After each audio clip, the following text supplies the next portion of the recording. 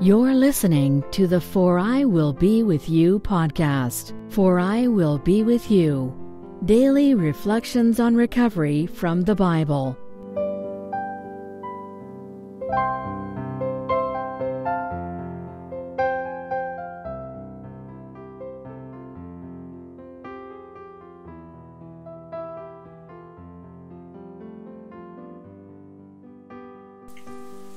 Welcome back to the For I Will Be With You podcast for the 30th week of the year from July 22nd to July 28th, covering Leviticus 18:6 to Leviticus 19:11. So we're continuing in Leviticus with God offering more commandments for the Israelites. And Leviticus 18:6, God says, "Any man shall not approach his close relative to uncover nakedness. I am God." So this verse deals with sexual immorality. And I'm not going to get into the specifics of what's discussed because the broader point is more relevant to recovery, which is that certain sexual relationships are forbidden by the Bible, and certain sexual relationships should be forbidden in recovery. Now, the Bible is talking about, in this particular verse, not having sexual relations with your parents or your siblings, for example, and I think most of us would agree that that's a bad idea.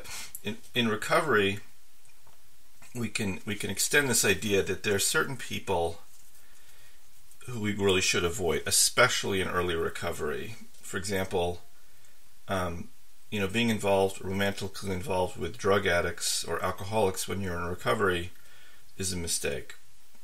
Old partners who are active in addiction should also be avoided. Toxic people who bring out your worst addictive acting out, they should be avoided. People in the program should be avoided. And really, honestly, in early recovery, it's probably better to stay away from any kind of sexual or romantic activity, at least for a while, or think it through with your sponsor, because relationships are complicated and they can set off triggers that will make us want to drink and use drugs, and you need the headspace to get clean. And as you gain some sobriety, get some sober time and work a program, you're going to start to look and act like a different person, probably like the person you were before, and you'll be attractive to others and attracted to a different type of partner. And I heard a great share about this, a guy who early in recovery, maybe 2 or 3 months into being sober, said to his sponsor, "I want to start dating again." And the sponsor said, "Look, take a look in the mirror and think about the kind of woman who's going to find you attractive at this stage of your life, and think, do you really want to be with her?" And that kept him away from dating for a while. But at some point you will be ready to be in a loving relationship where you'll be able to enjoy the benefits of a relationship. But I think this verse can help us, remind us that we have to be careful about who we associate with in romantic relationships, certainly early on in recovery. Now, Leviticus 19:1 says, "And the Lord spoke to Moses, saying, Speak to the entire congregation of the children of Israel, and say to them, You shall be holy, for I, the Lord your God, am holy." So this verse, in the Jewish calendar, there's a cycle of weekly readings from the Torah, and this cycle, this section is called Kedoshim, which means holiness. And so this on a certain week of the year, July, late July, most Jewish congregations read this verse and what follows in the section called Kedoshim, or holiness. And sometimes the readings are combined, so weeks are added to each other. So you have this is kind of esoteric, but it's an interesting thing to consider when you hear what it sounds like. It says sometimes they combine Kedoshim, which means holiness, with the previous week's section, which is called Achrei Mos, or after the death of Aaron's sons. And so you'll see sometimes printed on a schedule for a synagogue, it says this week, Achrei Mos Kedoshim, or after death holiness. After death holiness. And this can sometimes lead to a joke where people say, yes, of course, after death holiness, like after you're dead, everybody will say how holy you were, but when you're alive, people might think you're terrible. And this is true. We've all seen this. Once someone dies, they're like, oh, they were the best person in the world, and before they died, it's like, what a horrible human being that person was. So, but taking this into recovery, there actually is, I think, a very important idea for recovery in this expression of after death holiness. And you can think about it like this. In a lot of ways, when we're using and drinking, it's like our alcoholic self is like a separate individual that lives inside of us. And when we're really acting out in addiction, when we're in the full throes of addiction, the addict is in control and is living our life for us. And I know I've had this experience, maybe you have too, that you just like you're not really living your life. Someone else is sort of running you like a robot who needs more, drugs, alcohol, money, whatever it is that you're looking for.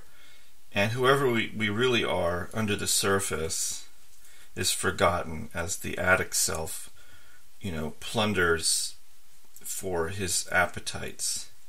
And when we get sober, the addict self has to die.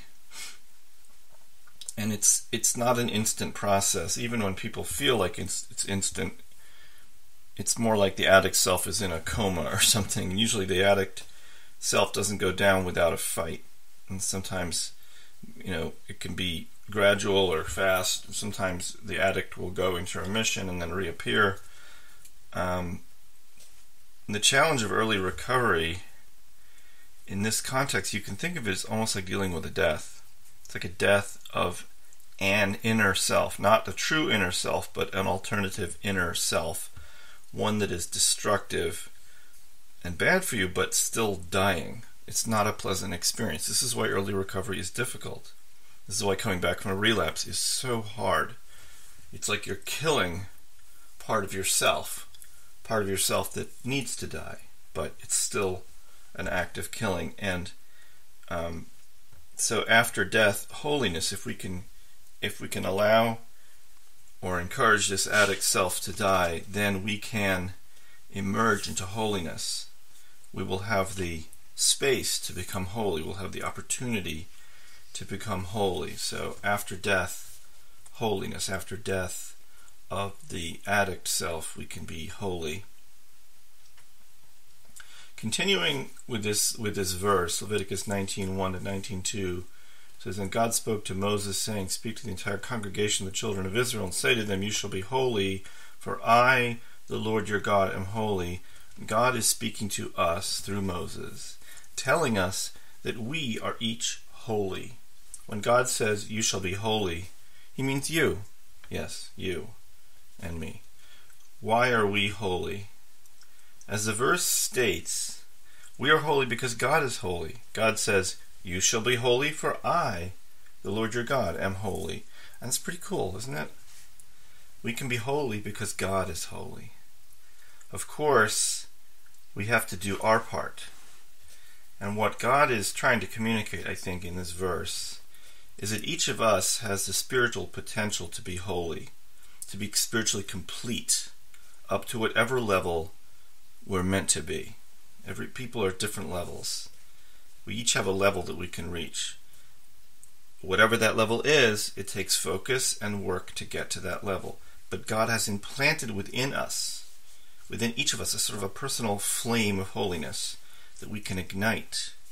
Each of us has the potential to have a personal relationship with God. And I heard a share in a meeting that resonates with this. It was a great share, and unfortunately it was from a person who was struggling terribly, and I don't really know what happened to him. I never saw him again, but he said, man said, "I wanted to tell God how big my problems were. Instead, I told my problems how big my God was." So this person was trying very hard to get himself into the right place spiritually. I don't know if he got there, but he had the right idea about what it takes to become holy. Leviticus 19:3 says, "Every man shall fear his mother and father, and you shall observe my Sabbaths. I am the Lord your God." Now, this Leviticus 19:3 brings up a very well-known and somewhat problematic idea in the Bible, which is the commandment to honor one's mother and father. Honor your mother and father. And this can be easy, right? But it's often, especially for alcoholics, can be difficult to honor your mother and father for many reasons, good and bad. So it can be perplexing and challenging to addicts. Everyone's relationship with his or her parents is complicated, but for some people in the program it can be toxic, and there's many variations on this. Obviously, we see people in the rooms who come from very toxic home lives, families of origin. We see people who, through their own addictive problems have caused toxicity in their own families. Or you just see, sometimes you see conflict with parents, or you see, parents who mean well but do bad things, and there's all kinds of things. And being a parent myself, I can see how complicated it is to be responsible for another person coming up in life and understanding when to be active and when to let things go and let the young person do what he's going to do. So it's not an easy thing. In some cases, and this is, so it gets into like an Al-Anon kind of thing, but recovery might require detaching from parents who are catalysts for acting out. Parents, for better or worse, can facilitate our acting out, or maybe in some cases it's more like we want to use them as a reason for acting out, even though they may have the absolute best of intentions and are doing nothing wrong. So it's nuanced. It's very nuanced. But one truth to comprehend, the ultimate truth in this situation, is you have to make peace with your parents if you want to have recovery, whatever that means. Now, in some cases that means having absolutely nothing to do with your parents. That's how you make peace with them. You just leave them alone, right? Other times it means forgiving them, and releasing yourself from resentment you feel towards them if you have that. It's easier said than done, but it can be a huge relief. And you may have to make amends to your parents, right? Now, some people disagree. Why should I make amends to my parents? They did all these bad things to me. But the truth is, in the fourth step, if you do it right, you have to look very hard and see the role that you played in setting up bad situations with your parents. And, sometimes it's very clear. Like some people, I know people who stole money from their parents. In fact, there was a kind of a poignant but humorous story that I heard.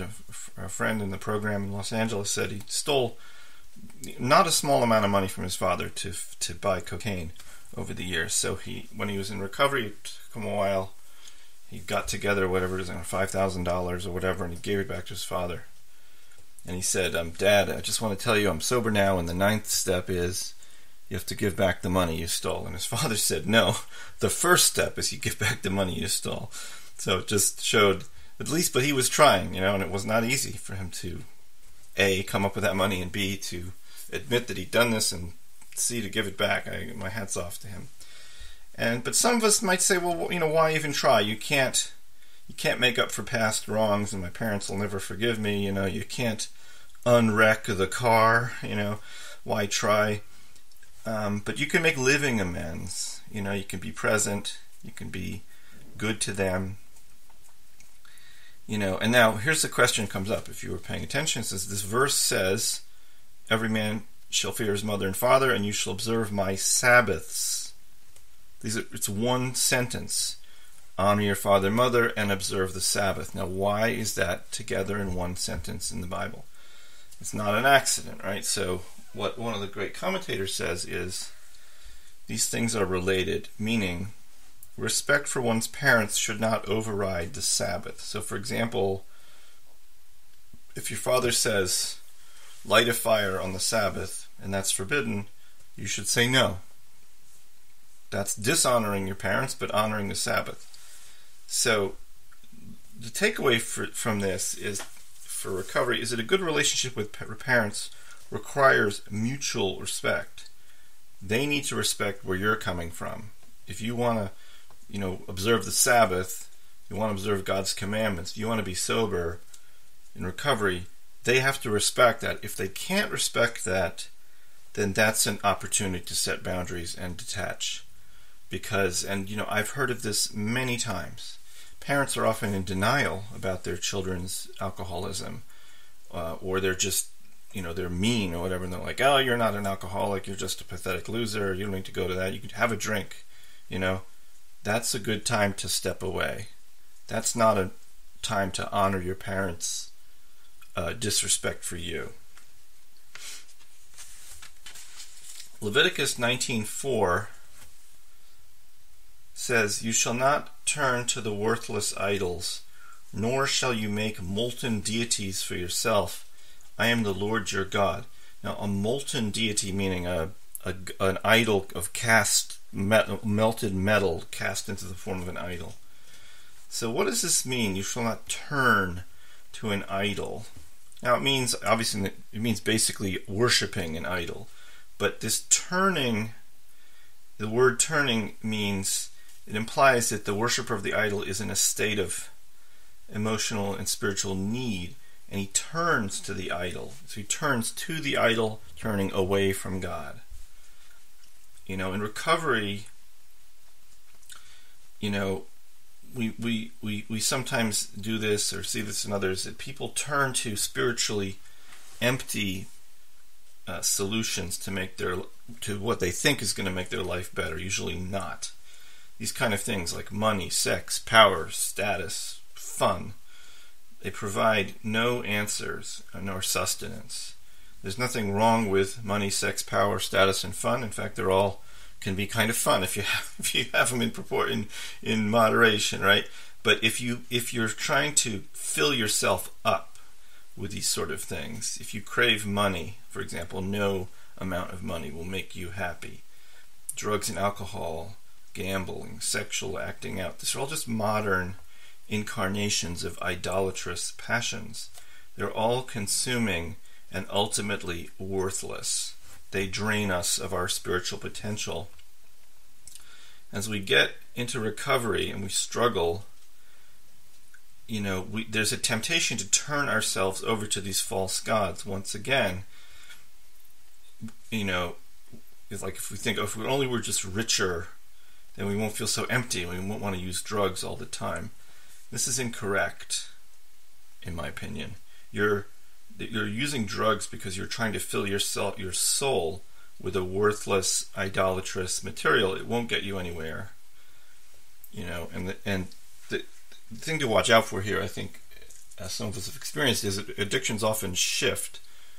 So someone who has stopped drinking alcohol will find that they're extremely interested in gambling all of a sudden because it's fulfilling some similar need. I'm not drinking, at least, but I'm now doing another addictive thing. Got to watch out for that kind of thing. Can be very sneaky, and it's really a form of, it's like, if you could, in these terms, you can think of it as a form of idol worship. It's like a spiritual organizing principle that isn't going to work.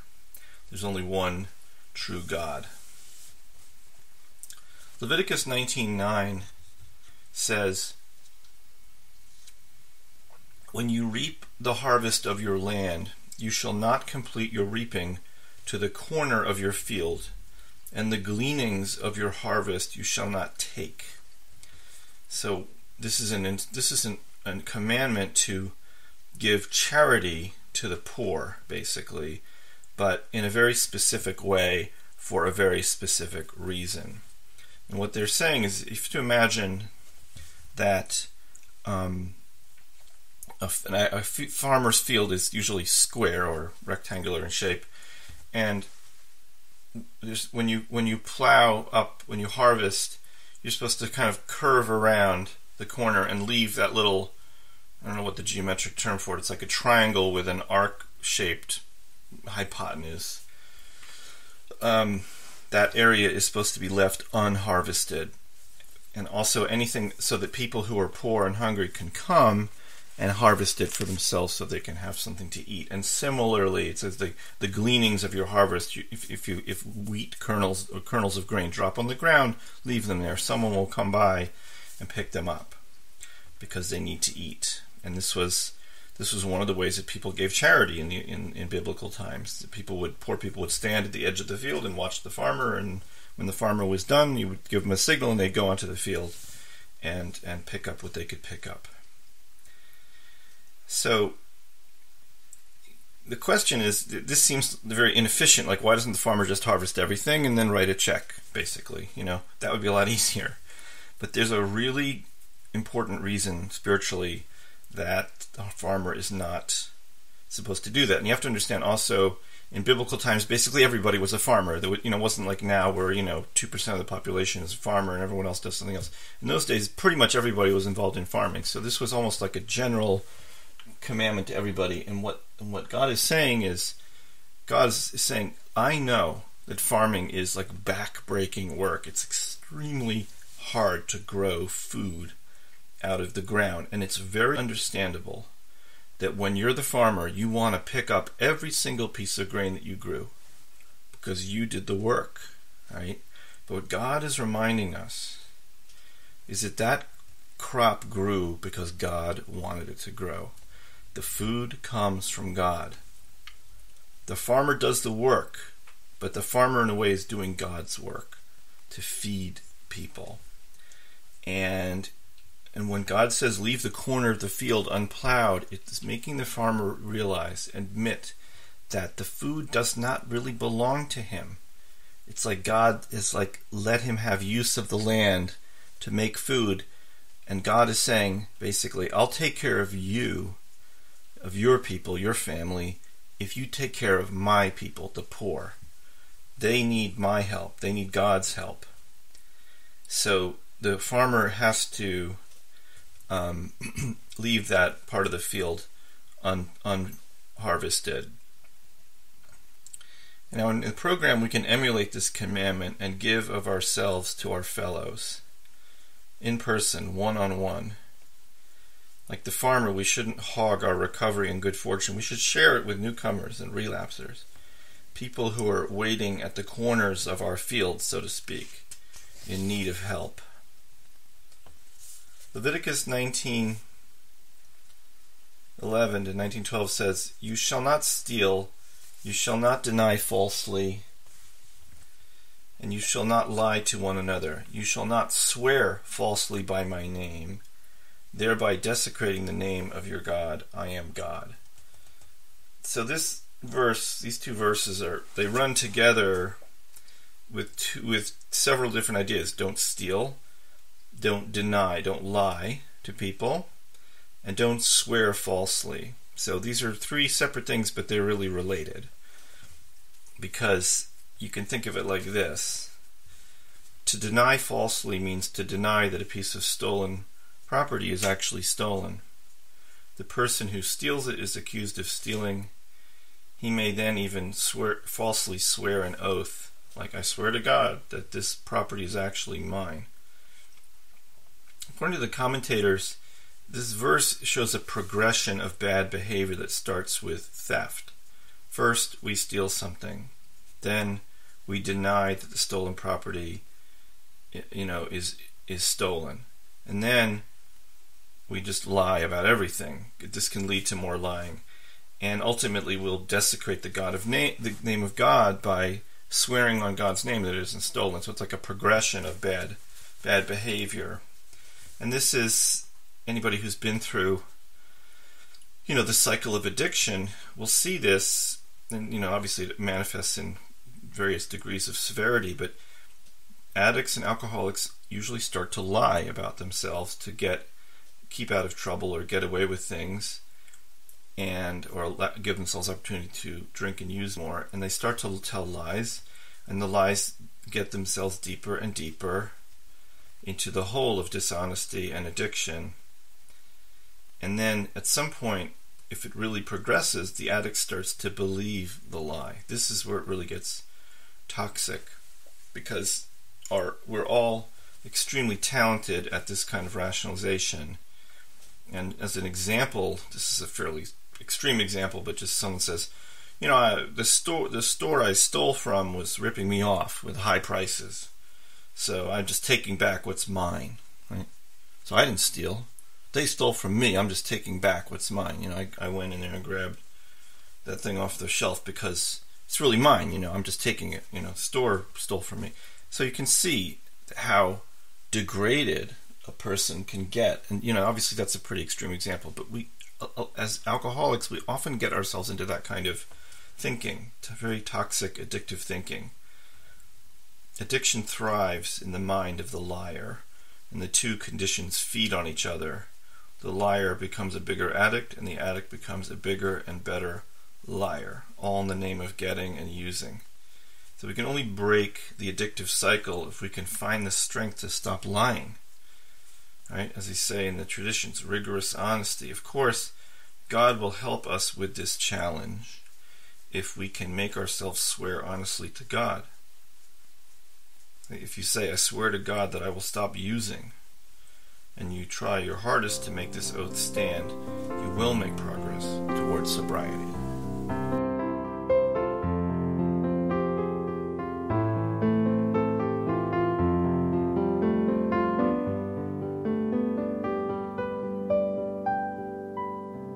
You've been listening to the For I Will Be With You podcast.